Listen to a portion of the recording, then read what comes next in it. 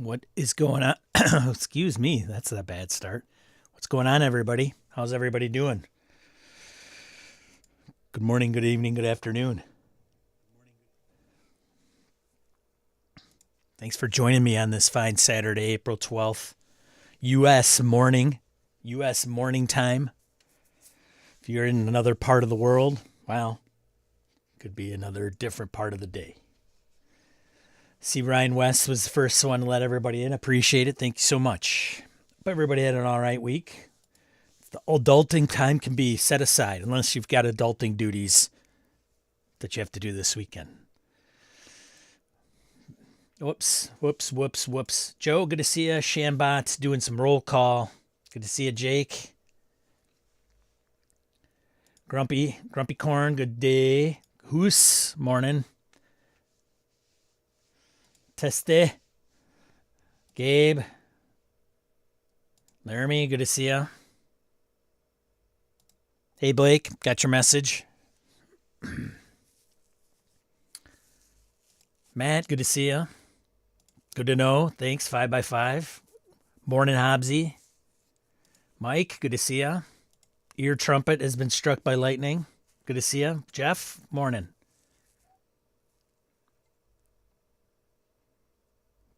Taxes. Talking about taxes in the chat. What are you guys doing? Come on now. Should bring a band hammer down on tax talk in the chat.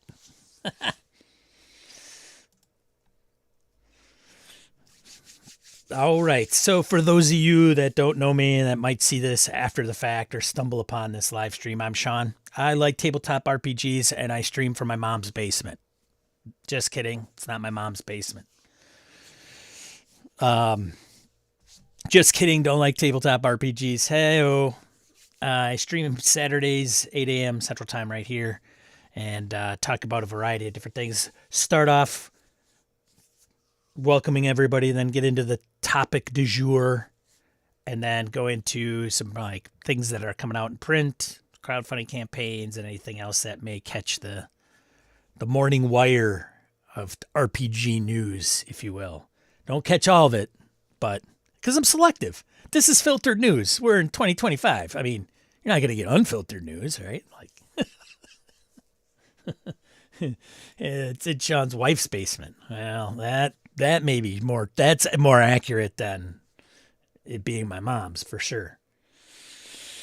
I hate RPGs. This is why I talk about them all the time. Yes, I use Reddit. How could you tell? Good morning, Jim. Good to see you. Good to see everybody. Should we just cut to the chase, man? Let's cut to the chase. It's two after the hour. What's up, Victor? Good to see you. Wayne, good to see you. I prolong the topic because as people trickle in, but I think we can do this, right? Gonna do house rules. House rules. Not before I open my beverage of choice. A little ASMR or whatever it's called. ASMR for you. Now you've probably gone to sleep. House rules. Do you use them? Have you used them? Do you think that you don't use them, but you actually do? Uh-oh, Jason, what's this guy doing in here? Nerds Variety podcast. Good to see you, Jason. He uses them very selectively. Well, that's good. Tad, good to see you. Morning. House rules. Do you use them? Do you use them all the time, some of the time? Do you use them for a specific game but not others? House rules. This will be an interesting one. Kind of. Not really. I think many people really aren't. I don't think it's like a topic that's divisive necessarily. It's not one that gets the attraction of like alignment. Hell, even GM screens probably get a little bit more, angsty in discussion than house rules. It is not boozy test tricky. It's liquid death, which is a very expensive water, but it's my treat. That's all I can say. Rules are just guidelines. All house all the time. And I could just picture Hobbs saying that in this weird kind of hippie voice, man. Yeah, we have rules in my house. The snark is starting to turn up. Got to turn up the snark. Jim turning it up. Jim, I didn't think would be the first one. Start the snark, but okay. Buffering. Uh-oh. Is it starting already? Fantastic. I haven't run a single game consistently enough to consider them anymore, says Hoos. Stefan, good to see you. Stefan! Fabulous! Good to see you, man. I never run a game without house rules. I'm an arrogant twat, so I always figure I know better. Well, knowing's half the battle. Gabe, I use house rules. I used to unilaterally originate them and apply them. These days, I prefer house rules to originate from the GM and players collaboratively. You know what I like about that? Gabe's like, I used to do it this way, but I don't do it that way anymore. Gabe is one of being open-minded, even though we have opinions. What has changed? I would be interested to know why you changed, Gabe. Is it just the times? Whoops. God, this chat's bouncing around all over the place. Jake says, I've used them for D&D, but that is really the only game I've used them for. Haven't felt the need for them for any other game. Well, so I was going to get to that.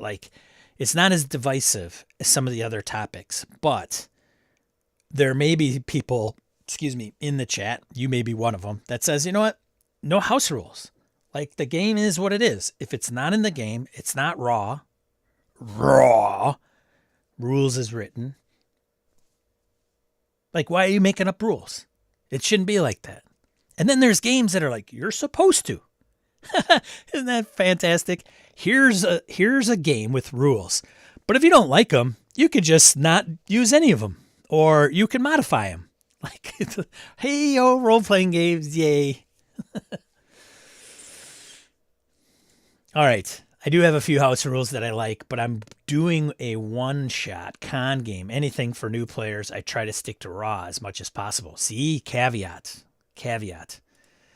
Blake's RPG zone. You're in the zone with Blake. Use house rules if I am trying to tweak a game to suit an IP. Monster of the Week to run Buffy. The other half is extreme violence. Indeed. Test Trek, I'm happy to use house rules in my games. However, I try to experience a game raw before I start to house rule because I like to see how the rules interact with the intended play experience beforehand. What about house rules where you're okay, we're going to, to Test Trek's point, try the game, see how it runs, then implement changes. And so that goes to the reason why you would want to use house rules. So if you use them, because this, any topic you show up for, it could be oh, this topic, it doesn't apply to me, right? I don't have an opinion. I don't use them. Who cares? Thanks, Sean. Got to bounce. But if you use them or have used them in the past, why would you use them? What's the main goal? What's the main reason you have a house rule? Jim continues, especially the new players, RPG rulebooks are big and intimidating enough without throwing a bunch of errata at them. Well, that's another good point, too. It's wait a minute, hold on a second. We couldn't have a topic without the magic word. Depends, right? It's not just for adults with problems anymore. But case in point, it's okay, here's this big 200, 300 page rule book. You might have players, even if they're not new, and they're oh, okay, got these rules. All right, I'm reading them. Oh, and the game master's going to change half of them. Oh, and how will I know this? And it's great if you, I don't know, have a document, which most of us, I think, do. Most of us, I'm guessing, have this master document of house rules. Hopefully, like especially if you have them up front. But there's also the house rules you call, as an audible, right?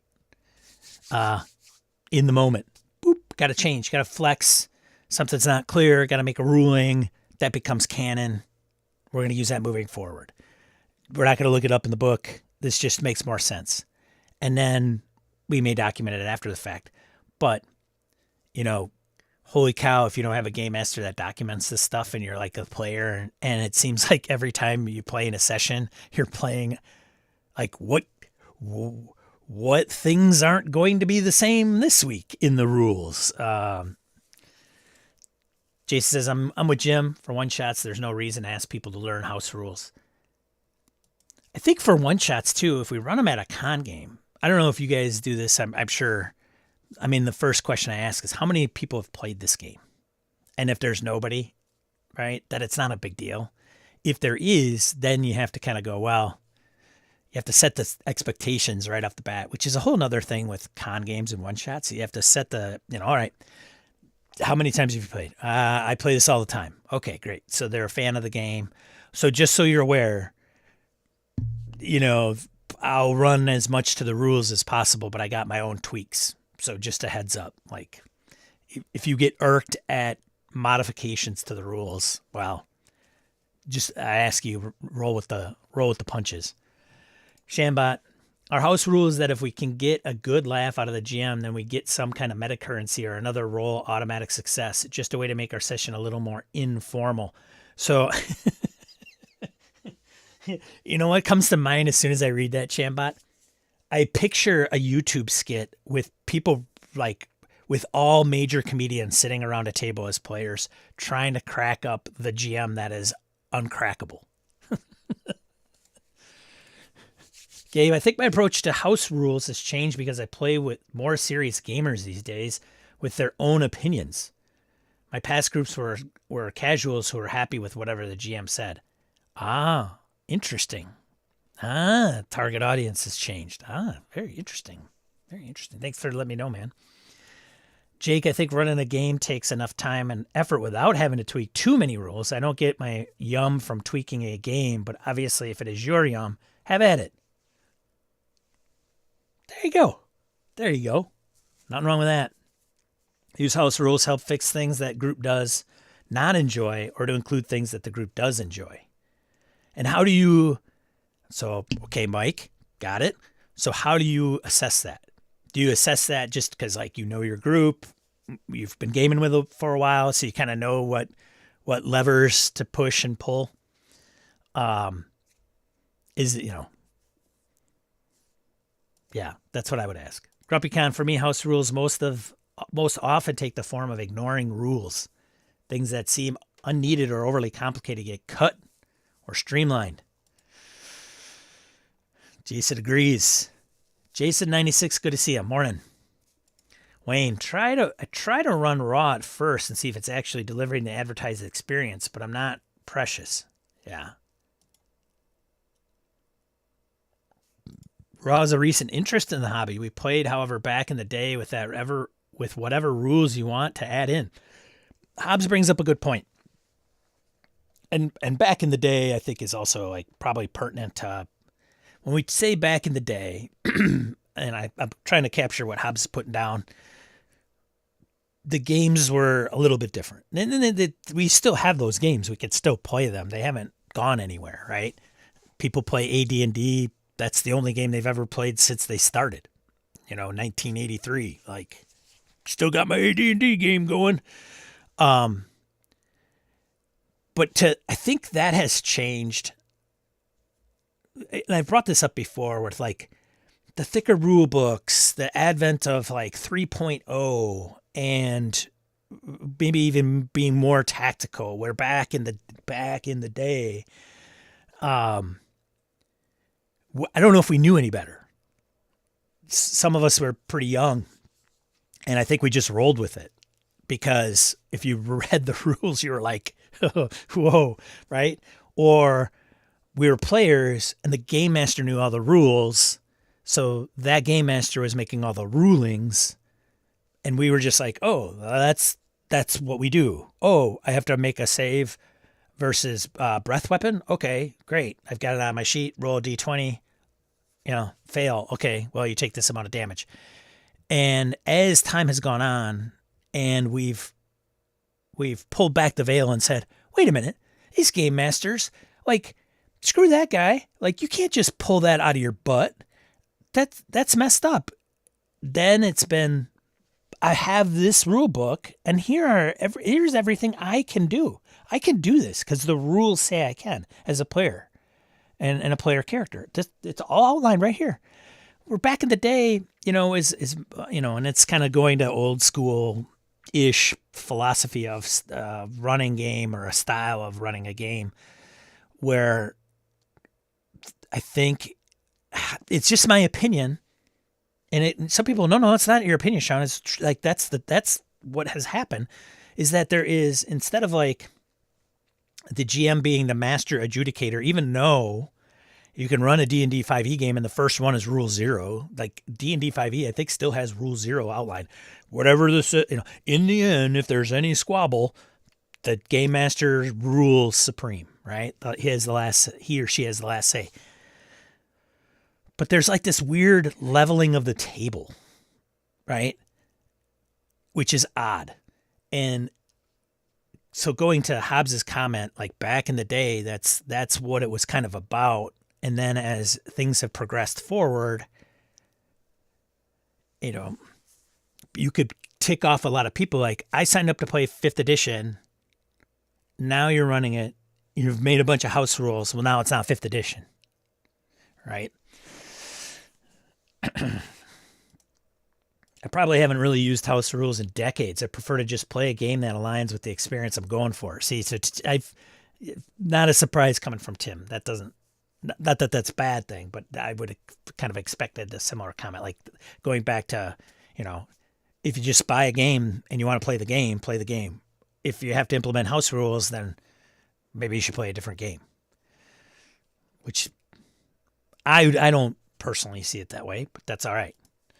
Problem is, folks changing rules before even playing the game. Give it a chance, folks. Says Salt Heart from Saltlandia. Yeah, good to see you, Kev.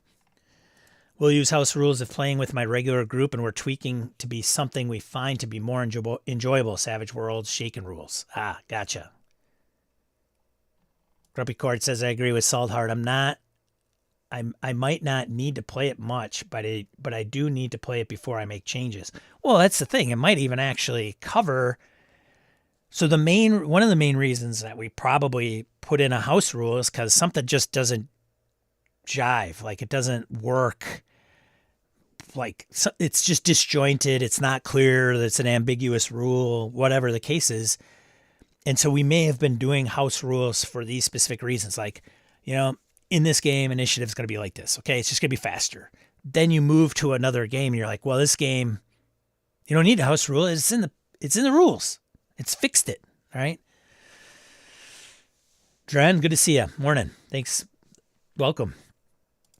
But Test Trekkie says, but won't use the house rule if I was say running a bring your 5e character to my drop-in mega dungeon. Yeah. John, good to see you. Is homebrew just a laundry list of house rules? Depends on how you define homebrew. Because some people will say, well, I'm running a homebrew adventure. And I would argue that that's not the same, because you could come up with your own adventure, right, versus a published, and not have house rules, right? You could, but, so what is it? How should I put this? Homebrew could have house rules, but house rules is not always necessarily a homebrew like setting, but yes, it could, of course. Who says also, with the explosion of all the games, they are dealing with many of the perceived shortcomings of rules that used to require house rules. Well, that's a good point, right? Now that we've looked at, we talked about this on Gaming and BS for some of you that aren't familiar with kind of the origins of some of the chat and myself. Many in the chat are friends of mine. I've played with them, and they're distinguished members of our Discord, if you will. But a lot of us have come together through Gaming and BS. That's my long version of saying on that podcast, we talked about game design. And I would say through the years, game design has evolved. I would say for the better, only because it's kind of like just the iteration of RPGs over time. It's not to say that if you appreciate something that was designed in the 80s, that it's not something for, that's not a bad game. I just say that we've looked at games and said, well, some of the problems we had, because Gary and those guys didn't know what they didn't know. They just kind of went off of chainmail and other things, and then kind of reiterated over time. And I mean, there was THACO. Shots fired, Jim. THACO, for Pete's sakes. Now, like, that's, it's kind of an option and not as not as prevalent as it was. So as we implement refinements, those house rules may not be as required. But at the same time, you're playing like white box, OSE, whatever, and there's even some modern games that say, hey, if you're going to run this game, I can't think of any off the top of my head, but if you're going to run this game, you are encouraged to make up your own stuff when it comes to this game, even if it's done in the AKA modern day. While you're working out your house rules, don't forget to click like and subscribe. Blake, thanks, buddy. I think we're at max capacity at this point. Last week we had like 39 likes. Just saying, I'm trying to get to 40. 40 is the threshold. If you're adding house rules for 5e, for example, are you really playing 5e? Joking. Yeah. My group uses house rules to help game systems run more smoothly. As all game systems are imperfect and clunky in some way, house rules can smooth things out, for sure. I will also say that, so maybe, who John brought up the homebrew thing. It's interesting to go back to John. I want to bring this up again. Brett, my distinguished co-host on the podcast, would say that you could do anything with D&D. Yeah. To which I would say, yeah, you can, but it's probably not the best way to do things if you're trying to change genre or trying to provide a different gaming experience or whatever, right? Like, right tool, right job. But to John's point, if you say like there's plenty of people that love 5th edition. They just go bonkers over it.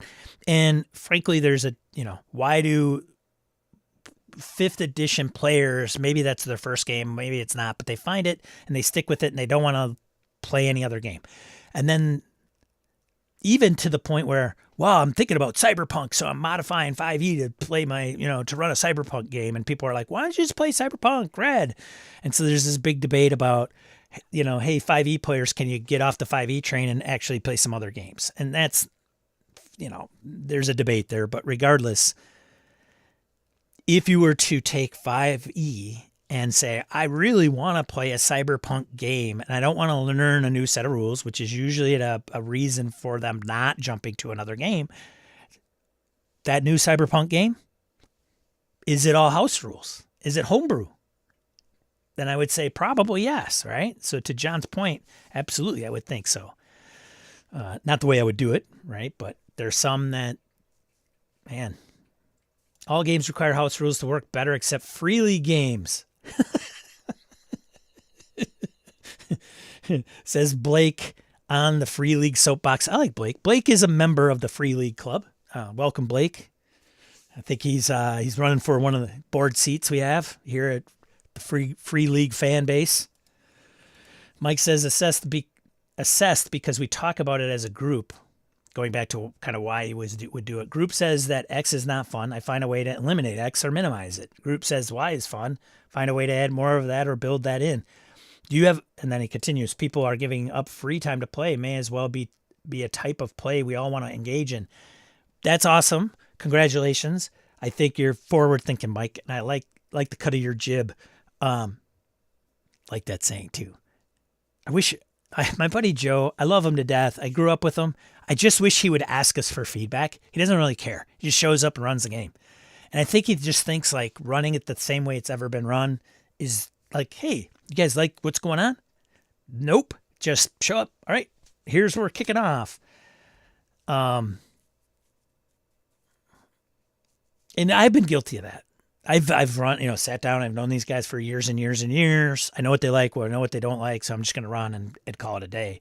But I don't know, man. Now it's more as I get more conscious of that. I don't know if you use it, Mike, or if you use a method in getting that feedback, like, roses and thorns, stars and wishes is just two of them. But back in the day, for me, meant we were stupid kids with poor reading comprehension. Well, that is true. That is true, too. We have grown. I'm a big house ruler, says Laramie. I also use them at conventions. The key is being upfront. Sorry, just jumping on. Yeah, no worries. Grumpy Corn. There was a game that I suddenly can't remember that told the players to specifically not allow their GM to house rule. We were talking about it on Gamer's Table a year or so ago. I'm interested to know that game. That's another thing. Like, has anybody bought a game that says, hey, you play it the way it's written or don't play this game? Whoa. Okay. Conceptually, that makes me mad. Yeah. Don't tell me how to play, right? That's like a cardinal rule. Don't tell me how to play my game. Although, I mean, I guess you could in a constructive manner. Baby. Mike says house rules ought to be collaborative like the game at large. We do not want to play Calvin Ball as an RPG. Calvin Ball. That's hilarious. Calvin and Hobbes, right? Reference. Hey, Nubis. I do my best to understand RAI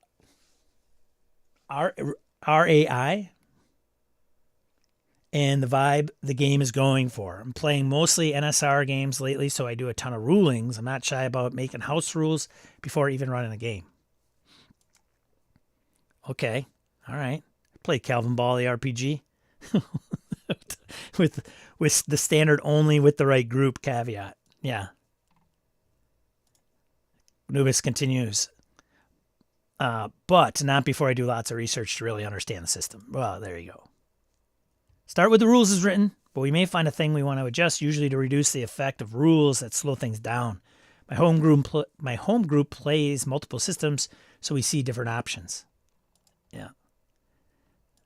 Test Trek A thesis. The proliferation of RPGs, rules, and themes mean the various types of players, tactical, gamer, role player, casual, can find games to that suit their tastes to a T without needing tweaking.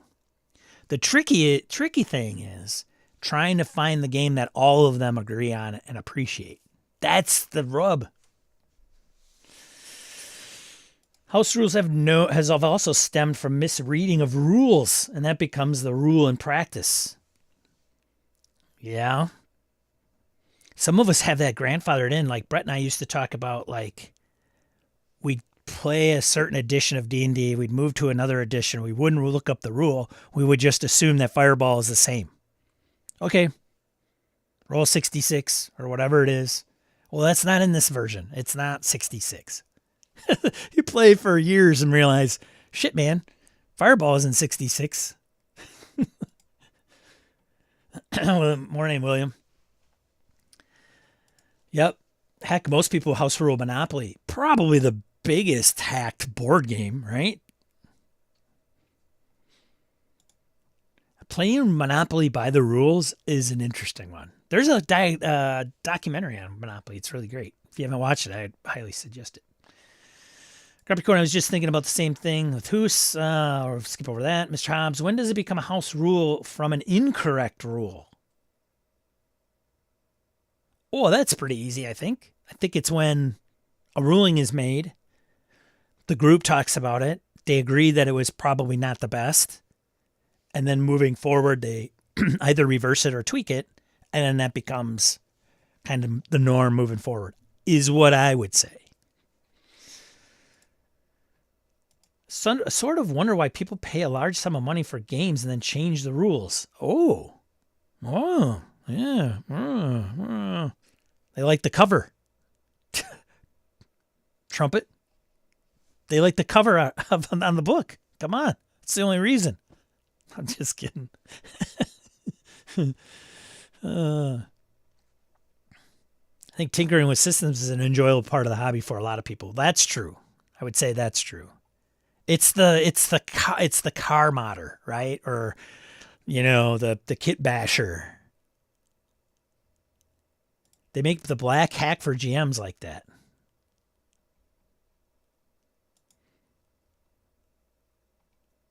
Or any other game, not just black hack. Hobbs tackles or piles on. John called. You're not distinguished. Oh, Brett's here. That's hilarious. The one time I talk about him, he's here. Dude, I'm here. You call me out? Come for you. Oh, that's hilarious. I don't know how many times I've streamed and Brett is never here. Now he's here. Coming for you. Yeah. Good to see you, man. Morning. Look at this guy. Must be gearing up for a game today and didn't have anything else better to do. Slumming it. Brett's slumming it today. That is hilarious. If you like to build and modify game systems, there's nothing wrong with that. Yes, there is, Brett. Now that Brett's here, I can now voice my opinion against whatever Brett says. So if the next comment Brett flips, I'm going to argue against that as well.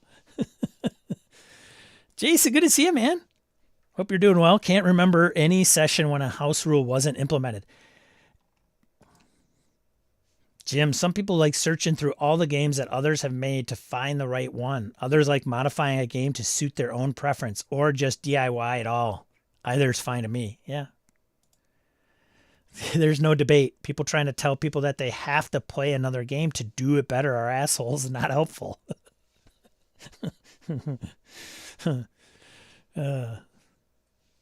Oh, look at this. What's going on here? Thanks. Appreciate my trumpet for gifting membership. Much appreciated.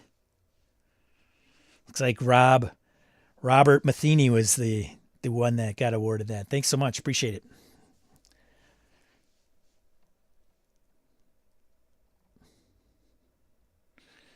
Personally, don't spend a time of shopping for new systems to try.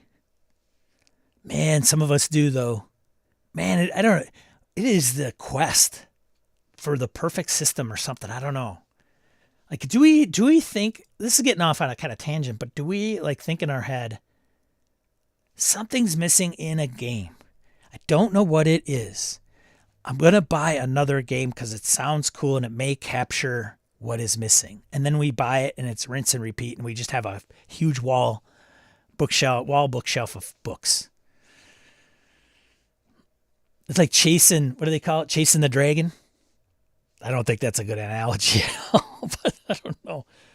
Also, since you all touched on convention games, I do house rule convention games. Increases healing, also allows for bribes. Oh boy. Jim's bringing down the hammer on Brett. That is down a notch.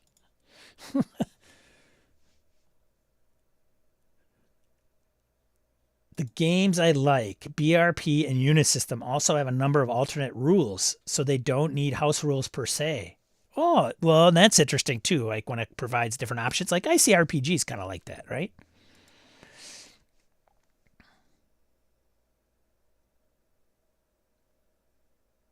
Anyone mention like button? Blake did. Just so you know, Blake mentioned like and subscribe, but also just so you know, Laramie, I got crap when I asked the group for feedback. What kind of group are you running for, man? They don't want to give you feedback? Just run a game, dude. Just run. God, what do you need feedback for? We'll hey, no feedback's good feedback. All right? Just keep doing what you're doing. The minute that we have to say something, then you're in trouble. You ever run into that guy? Cyberpunk 5e issue where the players won't change the systems leads into Colville's Forever GM video. It's a good video. Go check out Matt Colville. Matt Colville talking about the Forever GM. It is a good one.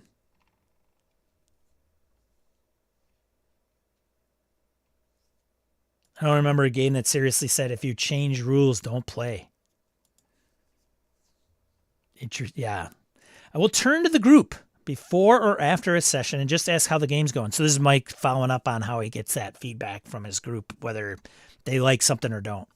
So I just asked him if he had a method of getting that info. So we've played together enough that they will tell me. I also make sure to talk to people individually about it. Oh, that's good. Cool. Stars and Wishes, similar are really cool additions. I've always had good luck with that. Brett, you have not used that forever, though, right? That's like new Brett, right? In the past, 10 years maybe? 10 years is recent. Eileen, morning. Good to see you. Good equals useful, not necessarily positive. Well, maybe. Gary said you weren't playing AD&D if you didn't follow the rules. I bet you $20 I could find something where he says to the contrary.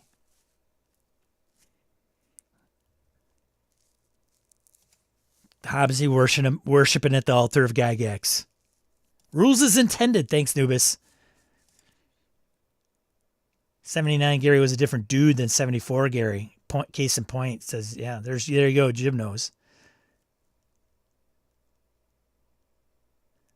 Jason says, play the game as it's written sounds like what it might be like playing a TTRPG with my corporate in-house legal team.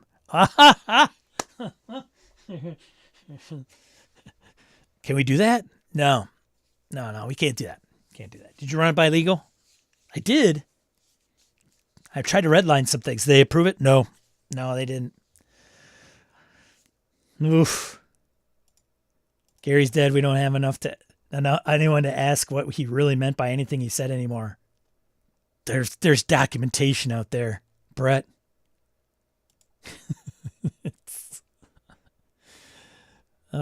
Player said I was being narcissistic, asking for kudos on my gaming.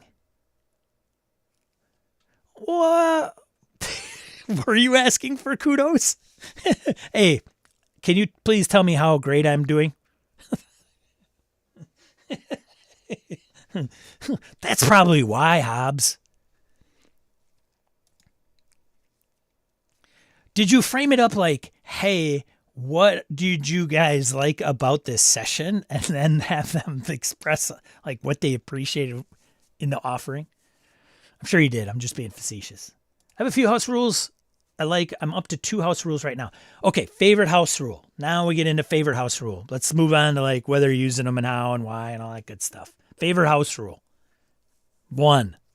Favorite house rule, and if it's pertinent to a particular system, something that makes your game like shine, it's really awesome. I could picture one house rule I would implement like day one. And I got a video coming out about it. And it's how Outcast Silver Raiders handles character death and the replacement character. It's fantastic. You gotta watch the video when it comes out. Test Tracky says Cyborg rules 00. Your characters cannot have sympathy for the police or corpse or capitalism. No exceptions. That's right. That's accurate. That's a great rule. I read that. I was like, that is a tone thing. Like, that is so awesome because I think that's okay. I think that would be one of the exceptions of here is the game. This is the one single rule that must never, ever be broken. And it's to that point. Like if you're playing that game, that's what the game is about, period. It's not about, growing daisies, opening your own tavern and like making a living as an adventurer or whatever. It's that. Sympathy, no sympathy for the police or corpse or capitalism, no exceptions. Otherwise, then it's not in the spirit of the game. But that's it. You're right, Test Tricky. I'm glad you brought that up. Thanks. I read that. I was like, oh, this is hilarious. I'm sure I misread a lot of rules in the past that are now house rules just because I'm used to it. Yeah. That would be I think that would be the same if I ran AD&D tomorrow. I'd be like, I think I remember how to play this, and I wouldn't read them. I would just think I would just go with like tribal knowledge of years and years of dusting off the brain.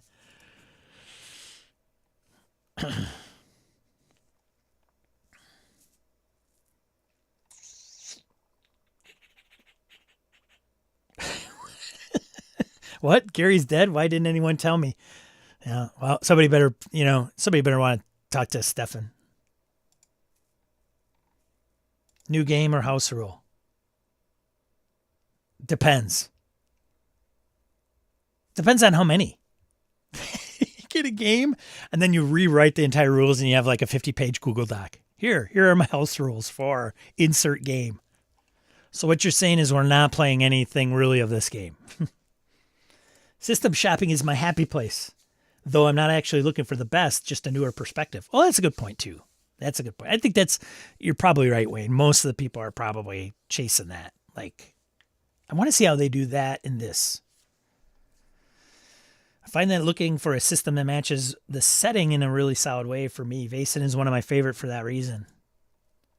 I buy games more because they have a vibe than because they solve rules issues. It's all about vibes, baby, vibes. Gabe says, I used to think the perfect game was out there, yet to be discovered. Right? Right? Yes, I'm with Gabe. Now I'm content with what I have. Now I'm lost. Gabe, you're leaving the support group? Where are you going? Gabe, where are you going? Hey, wait, hold on. We need you, Gabe. He's like, I moved on, Sean. Now I'm content with what I have. It's generally 3 favorite games right now. I have kind of also come to that a little bit, I think. I was in a really big funk, like specific, I don't know if it's funk necessarily, but I was very much in Gabe's headspace as far as like, here's the 3 games. I'm just going to stick to these 3 games. That's all I'm going to play for the rest of my life, for the rest of my days. But specifically to fantasy, like I just was so... Now I'm kind of like, wait a minute, hold on. I'm gonna buy this Outcast Silver Raiders. Well, wait a minute, I'm gonna check out this Shadowdark.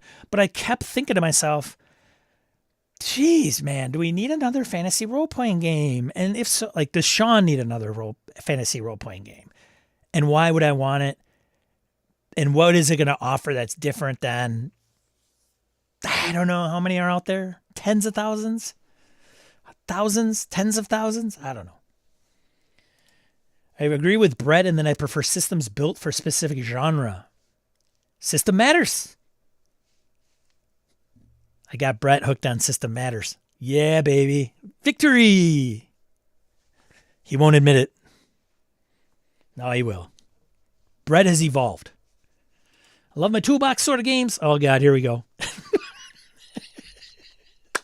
Just kidding, buddy. I love my toolbox sort of games. But a solid system to setting comparing is hard to beat for me. Also help me keep my RPG spending under control. Yeah, for sure. Just to answer a previous question about why modify a game you bought, the answer from my group is that the raw acts as a base from which we deviate based on what's fun for us. Mike, the way you frame up things is yes. A plus. I had to play a new game because someone wants to run it for me. Yeah, Jim doesn't buy any games, but he's willing to play them. There are universal systems like GURPS or Savage Worlds, but do they handle all settings as well as one that was written for a specific genre? Well, that's a whole nother ballgame. We could talk about that next week. That's a whole system thing. Generic systems, man. If you're good with, like, how would I put that? If you're good with the breadth and not the depth. I don't know if that would be completely accurate, but if you want to, Patrick's not here today. Doesn't look like it's perfect. Like he would have answered that in a heartbeat. GURPS. It's the only way to play. Orcus Dorcas, what are you doing here? Coming in through NyQuil Haze. Hope you're doing better, man. Orcus Dorcas is getting over the bug. Brett too. It's going around. House rules. All TTRPGs are jazz. Heyo. And you gotta have jazz hands. Hobbs asking for feedback after a game. How cool is that?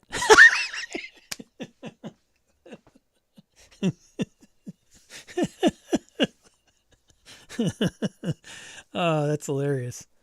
Oh, man. Sounds more like a cabinet meeting than an RPG feedback discussion. To be frank, it was probably pretty cool. Maybe they don't want them to know. Man, what do you want us to do? Inflate your ego? It was a great game, all right? Jeez. Back off, narcissist. Favorite house rule is adjusting armor in Cyberpunk 2020 to allow degradation by rounds that don't penetrate. Ah, all right. Brett says, in my AD&D OSR style games, I allow for folks to sacrifice gear to save themselves from death. You get that shield smashed, right? You lose the shield, it's gone, but you don't die. I like it. Saulhart says, I don't ask for feedback, but happy to get it. I only ask for it when I run a playtest group and they know the expectation is to provide feedback. Kevin doesn't care what his players think. Look, I'm going to run this game for you, so take it or leave it. Here we go. Just kidding. That's the beauty of this stream. I just read the comment and then misinterpret everything. Screw players. Crown and Skull. Oh boy. That's Runehammer. Brett, I don't know if you'd like that game. You'd like the title of the game, I think, but I don't know if you'd like that game. Maybe you would. Just came out with the second part, right, Kevin? Sunder Shield has turned into a butt of Felix the cat, pulling crap out of his magic bag to break at times, but still a well-used house rule. Yeah. House rule? I'm sure I stole it from somewhere I'm not clear, says Laramie. I think works in most trad games that need HP boost, HD, and healing spells. If you don't like the result, drop a die type and re-roll. Ooh.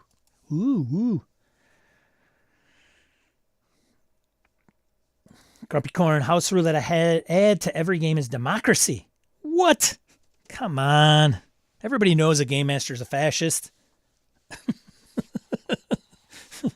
Anytime the stakes are high, the group gets to vote on an action. Oh, I don't like that at all. Then players have to figure out why their PC follows the outcome. Whew. Brave. You are brave. I'm going to put that out on Blue Sky or Twitter. RPGs should not be democratic. Discuss. Okay. I give. Uncle. Cyborg rule 00 would yield a few redline track changes from my peers. Wow. They don't want to play Cyborg. Or they want to be corpos. I had read that Kevin Simbetta has a 3-ring binder full of house rules for his own Palladium system. Well, isn't that what Palladium, isn't that just the next supplement? Just kidding, Palladium lovers. Kevin is on record that Palladium is a story game and there's no problem modifying it for your table. Jason's talking about Kevin, the person behind Palladium. Interesting. According to multiple folks I know who've gamed with, Sandy Peterson is that Sandy doesn't run it like he's written it. It's crazy, right? Well, I suppose there might be a difference. We're going to put this game out. And I want to cater to the masses, not just to me. So I'm going to do it so everybody else, it makes sense to everybody else. But when I run it, it's like going to a con game and I'm going to play in Frank's Redbox game. And it's not Redbox. Woo! One of my favorite house rules comes from Goblin Punch called the Underclock. Google it. Basically replaces the X in D6 random encounter roll. Makes random encounters dynamic and inevitable. Interesting. Cheers, buddy. The only guy I can harass and he can get away with stuff in the chat. I like GURPS source books more than I like GURPS. There you go. All right, see you, Jason. Thanks for stopping by, man. All right, going to be wrapping this sucker up. The democracy rule came from a time where I got frustrated by players in different games wanting to make choices that would TPK the group when the rest of the group didn't want that. Oof, that's a deal. What's up, Doc? Doc Flamingo. When Sean runs his Savage Worlds game at cons about the mobsters in the car, he pretty much tosses out the raw to make sure they have fun. I do. I haven't run that in a while. Anybody play Savage Worlds? No? Whew. Good. Won't be needing that anymore. My go-to house rule is Mercy ruling Comet. Any chance I get to blow past Comet, I'm taking it. So I will explain the Outcast Silver Raiders rule that I like. You die, the party can spend silver. That spending of the silver can go towards the new character's XP. So if they spend 250 silver, the new character that the person rolls up can get that in experience points, 250 silver or 250 experience points. It's called the Glorious Remembrance. And then if that dead character had an heir, and the heir has to be a retainer that you would have to pay for each session. So if you get a retainer to carry all your garbage and you die, but you name that retainer as an heir, that heir automatically gets all your stuff. And then what happens is if you create the new character as the same class of the dead character, then the new character can get up to 50% of the dead character's experience points, and get the 25% that the party spent for a glorious remembrance. So there is a whole thing around the character death piece, because there's plenty of games where it's like, oh, your character died. What do you do? They're dead. The party takes their body. Maybe the party's like, we should probably take bury the player character, but there's nothing solid around it. And so now with the new player character, they're going to get XP through a mechanical system, but yet has a story related component. And if I play any game in a fantasy world that doesn't have that, I would incorporate that as part of the thing. Okay, here's the deal. When your character dies, this is what's going to happen. I think there's a lot of house rules around what that in those types of games. It's probably a big one, right? Like, how do we handle character death? So everybody's 4th level. Somebody gets the axe. Now what? And I'm sure it's like, well, in this, here's the house rule on character death and make it a new character. You get 50%, or if you're half the level of your previous character, or 3/4 of the level of your previous character. I mean, how many people start the next character at level 1? Good on you, iron-fisted game master. Non-empathetic game master. So that's what I would probably do. It's just rip that right out of the game. Boom, put it into that one. It's really super awesome, Jason, actually. Yeah, it's pretty cool. Assuming you're referring to what I just mentioned. So, Paranoia handles character death the best. Best? It handles it. I don't know if it's the best. But then again, I'm not a Paranoia aficionado either. Mini game around PC death and new PC gen. Interesting. Not sure I like it, but I want to try it for sure. But, well, I mean, that's like the how do you handle it? And if it's like, well, it just depends on the game, and, it just kind of depends on the players, like what they want to do. That's it. Like, they don't have to do any of that. They don't have to spend silver. They can just like leave your body there and take your stuff. But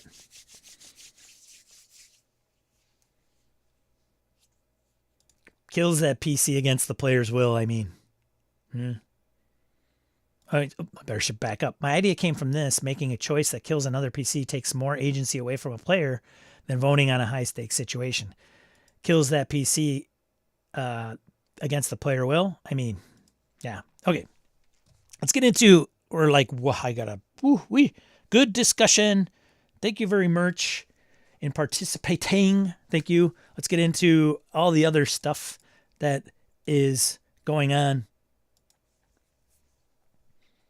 And if you got to take off, don't forget to like on the way out. First thing, let's get into news, RPG news. First thing, world's largest dungeon announces Secret Doors RPG writing contest. So I bring this up for two reasons. One, if you want to partake, here you go. Two, you probably have to pay to vote. Not quite sure. Portals to Adventure, working with world's largest RPGs and Strange Owl Games, has announced the upcoming launch of its Secret Doors contest. The competition invites amateur RPG writers and game designers globally to submit original dungeon content.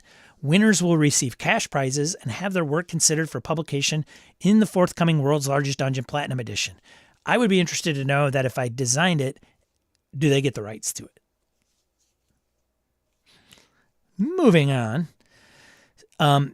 They're going to charge for votes, and then the prize distribution is first place, 50% of the total prize fund, publication, a trophy, and a copy of the Secret Doors anthology. Second place is 10%, all that stuff. Third to 10th place is 5%, all that stuff. And then the top 20 will be featured on the contest website and receive commemorative ribbons. Submissions open tomorrow, as of this recording, April 13th. Winner, and then they close on July 2nd. And then final round voting, and then winners announced July. So if you're interested in this, check it out. Check it out, you creatives.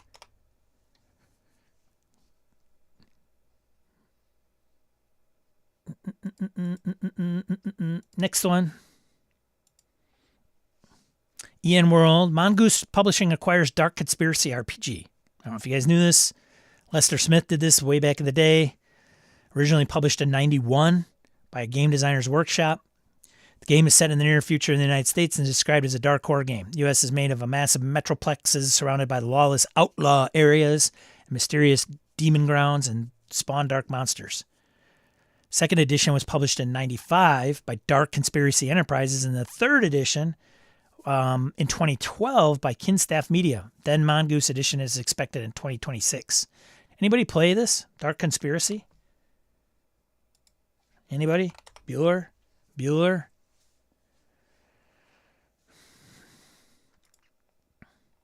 No? Last thing for news, Jeremy Crawford also leaving D&D. Merles, Chris Perkins, Jeremy Crawford, Chris Lindsay left. I didn't know that. He left in like 2023. He'd been there for a while. I can honestly say that right now for D&D, I don't know anybody at Wizards. I met Chris. I think I probably shook his hand, but I've talked to Merles a little bit, very briefly, and Jeremy very, very briefly way back. But yeah, they both left on their own accord. They are very appreciative of all the work and commitment that they've had, and that things have been, transferred over to the rest of the folks that are still there. And then, of course, if you go on EN World, you can read all the comments, because those are always more interesting sometimes than the news. But wish the best of luck to Jeremy.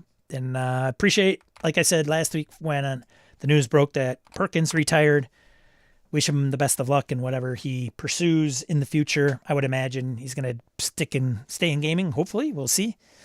Who knows? Interesting to see what Perkins and Crawford do. Maybe they go into corporate America, start doing finance and accounting or something. Hey-o. You know who I'm talking about right there in the chat. You number crunching fools. Let's see. Bundles, I don't have anything this week. I don't think. Let's get into print news. What's new? Print. Usually it's stuff that would have been crowdfunded and is now available for the masses to consume, like a good quarter pounder from McDonald's. Okay, maybe not. First one, God's Light. Hey-o, Delta Green. So there's a lot of Delta Green that has come out recently. I have not bought. I am a big fan of the game, But I'm waiting for, I think many of these will be put into a big one single book. So I'm kind of waiting for that one single book. We'll see. God's Light, Delta Green, softcover, $25. Wonderful World of Tea Pets, Tea Time Adventures, GM Screen by Snowbright Studio. Tea Time's Adventure, second edition, is the system. Next one, Monty Python's co-curricular medieval reenactment program. RPG Sensible Middle Class Edition. Dice Catapult. Dice Catapult. Oh, that I think I need. Albatross Edition Dice and Meeple set. All on Exalted Funeral. Check those out. Blister Critter Squirrel Queendom by Atlanta.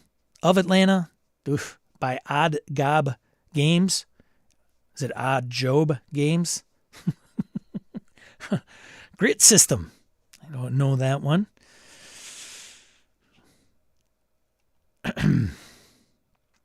Next one, Someone in the Tavern is a Swear Word Redacted Mimic by Parable Games. Double-sided A4 zine.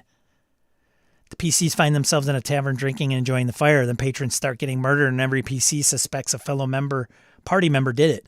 Someone among the PCs is a murderous mimic, and it's up to the rest of the PC group to find out who it is before they kill their way through most of the patrons. Ooh, that would be a good con game. Next one, Heart, Doors to Elsewhere. 2024 printing by Rowan Rook and Descartes. Not familiar with Rowan Rook and Descartes. They did Eat the Reich. So system is Heart, The City Beneath. They also did Heart. So this is a supplement. Softcover adventure. There you go.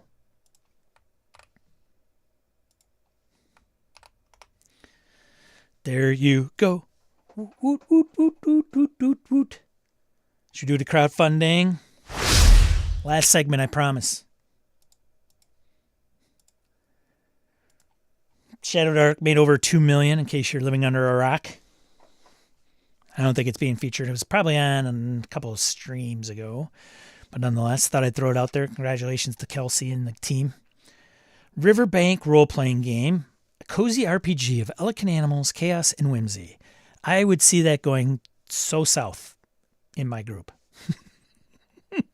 if I could get them to play it. It's on Backer Kit. Core rulebook, $89, the most popular pledge. Think Mr. Toad's Build Ride. And it's from Coldwell Press. Next one, Woodlander, an animal fantasy RPG from Alexander Johnson. It's funded. Core rulebook, $35 most popular pledge. Campaign offers another anthropomorphic animal option for your gaming table. There you go. Next one, Exalted Player's Guide. Exalted Essence Player's Guide from Onyx Path Publishing on Backer Kit. $25, the most popular pledge for the PDF of the book, plus a discount POD coupon. Next one, Solo Borg. Play Merc Borg on your own from Patrick from The Soloist. Core rulebook, $77K of a $2K goal. Crushed it. Let's people looking to play solo. Next one, Sickest Witch. I've seen this come up in places. A D20 OSR system core rulebook, $39. Plays a fantasy witch, one that has to harvest body parts for spells and share magic points with the Coven. OSR is dark, low fantasy RPG that features demonology but not dragons or fairies. Oh, how far we've come. That's funded at $33K. And funded on one day, Rycroft.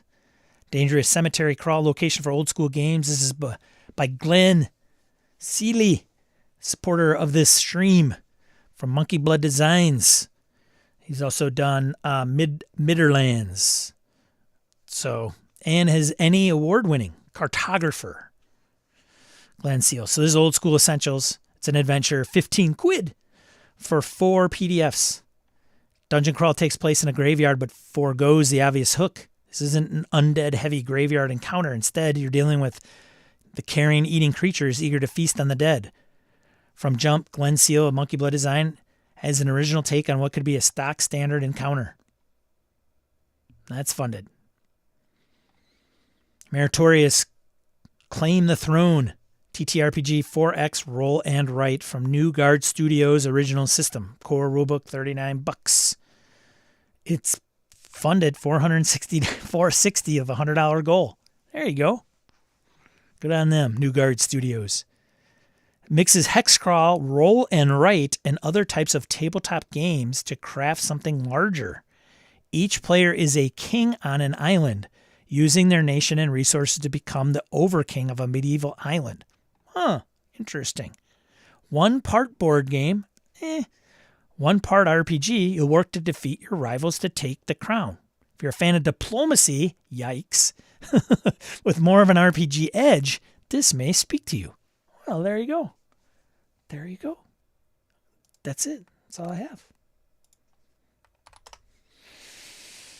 That's all I have. Thanks for joining me. This is all screwed up, but I want to thank each and every one of these folks for supporting me as either here on YouTube or on Patreon. Thank you so very much. Thanks for those that have done gifted subs. I very much appreciate that as well. Thank you, more importantly, for being here and keeping me company on this fine Saturday morning stream.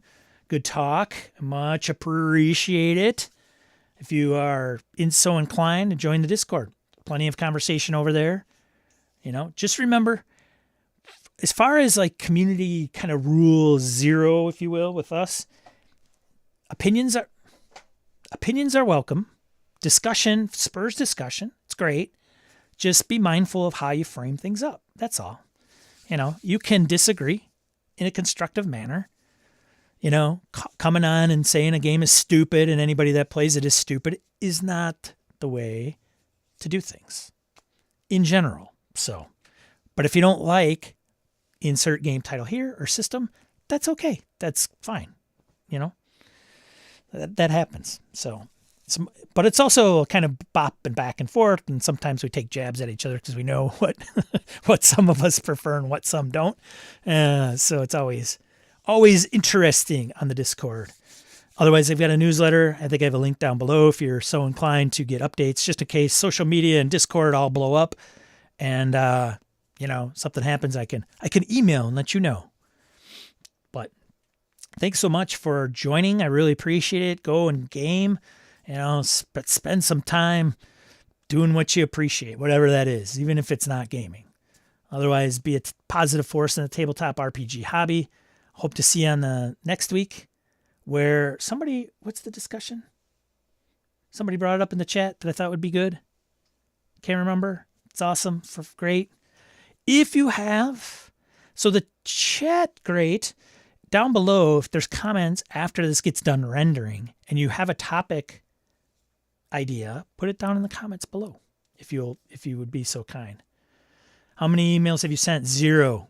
Maybe 1 or 2. Yeah, I'm very low key on the email because I want to put something in there that's going to be something that you would like. Oh, this is kind of cool. I don't want to just put stuff out there going, hey, I'm streaming on 8 a.m. Saturdays every day, just in case you forgot. So that's all I got, folks. Thanks so much. I really appreciate it. Hope to see you next weekend. And in the meantime, catch you on the flippity flip. See ya.